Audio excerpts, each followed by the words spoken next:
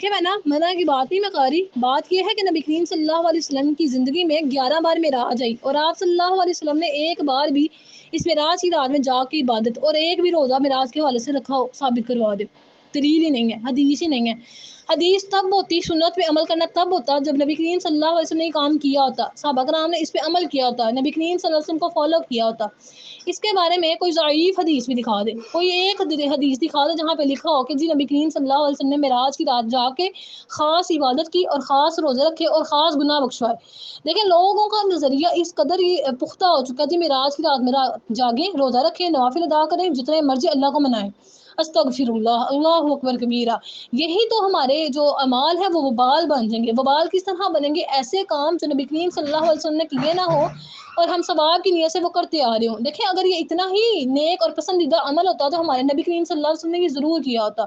نبی کریم صلی اللہ علیہ وسلم کی زندگی میں ایسا ثابت ہی نہیں ہے، تو ہم لوگ کیسے کر سکتے ہیں؟ وعلیکم السلام ورحمۃ اللہ وبرکاتہ۔ شاہ صاحب یہ جواب ذرا اس کا سماعت فرمائیے۔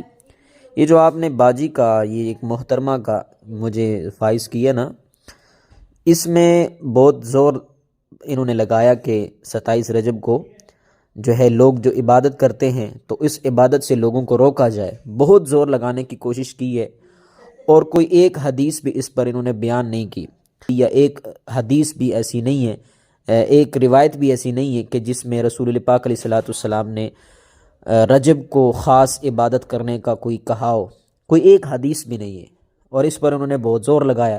حالانکہ یہ ان کی جہالت ہے، ان کی کم علمی ہے، اور ان کا مطالعہ ہی نہیں ہے اس بارے میں کہ حدیث اس بارے میں کیا کہتی ہے، رسول پاک علیہ السلام کی کوئی بات اس بارے میں موجود ہے یا نہیں۔ حالانکہ رسول پاک علیہ السلام کی تعلیمات اس بارے میں موجود ہے۔ میں آپ کو ایک حدیث پاک بیان کرتا ہوں، شعب الایمان کتاب کا نام ہے، ٹھیک ہے، اور یہ کتاب کوئی آج کل کے بندے نے نہیں لکھی، بلکہ یہ 384 ہجری میں ان کی جو ہے یہ ڈیٹ آف برتھ ہے، اور ان کی جو وفات ہے وہ 458 ہجری میں ہے، اور ان کا نام ہے ابو بکر احمد بن الحسین البیہقی۔ امام بیہقی نے یہ کتاب لکھی ہے شعب الایمان، اور اس کے اندر پورا ایک چیپٹر باندھا ہے کتاب الصیام کے اندر، تخصیص شہر رجب بالذکر، ٹھیک ہے، اسپیسیفکلی رجب میں ذکر کرنا، تو اس بارے میں پورا چیپٹر باندھا ہے۔ جبکہ یہ باجی جو محترمہ ہیں یہ کہتے ہیں کہ کسی روایت میں آیا ہی نہیں ہے، امام بیہقی نے پورا چیپٹر اس بارے میں باندھا ہے۔ میں آپ کو حدیث پڑھ کر سناتا ہوں، میں ترجمہ کرتا ہوں تاکہ یہ بات لمبی نہ ہو جائے۔ یہ شعب الایمان کی جو ہے نا، اس کی حدیث نمبر 3531، میرے پاس جو چھاپا ہے نا یہ بھی میں آپ کو بتا دیتا ہوں، مکتبۃ الرشد للنشر والتوزیع بالریاض بالتعاون مع الدار السلفیہ، ٹھیک ہے، یہ میرے پاس جو ہے موجود ہے چھاپا۔ تو اس میں یہ حدیث نمبر 3531 حدیث بنتی ہے۔ آپ حدیث سنیں۔ رسول پاک علیہ السلام نے ارشاد فرمایا، رجب میں ایک ایسی رات ہے کہ جس میں عمل کرنے والے کے لیے 100 نیکیاں لکھی جاتی ہیں۔ اور یہ رات کون سی ہے؟ ٹھیک ہے، یہ رات، اب یہ بڑی قابل غور بات ہے، اور یہ رات جو ہے یہ رجب کی 27ویں رات ہے، رجب کی 27ویں رات ہے۔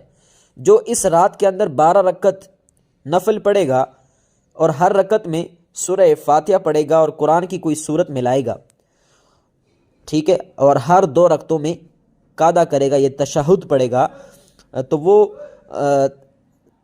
سلام رکعتوں کے آخر میں وہ سلام پھیریں، پھر ایسا کہے سبحان اللہ والحمد للہ ولا الہ الا اللہ واللہ اکبر، 100 مرتبہ یہ کہے، اور 100 مرتبہ اللہ سے استغفار کرے، یعنی استغفار استغفر اللہ 100 مرتبہ کہے، اور نبی علیہ السلام پر 100 مرتبہ درود پڑھے، اور اپنے دنیا اور آخرت کے لیے جو چاہے دعا مانگے، اور صبح کو روزہ رکھے، تو بے شک اللہ تعالیٰ اس کی ساری دعاؤں کو قبول فرمائے گا۔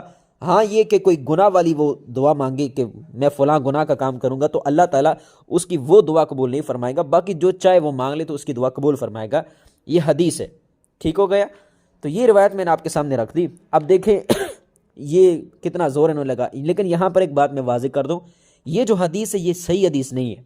اب صحیح حدیث نہیں ہے تو اس کا مطلب یہ نہیں کہ یہ جھوٹی حدیث ہے، نہ، اس کا مطلب یہ ہے کہ یہ ضعیف حدیث ہے، اور ضعیف حدیث جو ہے فضائل اعمال میں اٹ مین کے ثواب کے کاموں میں چلتی ہے۔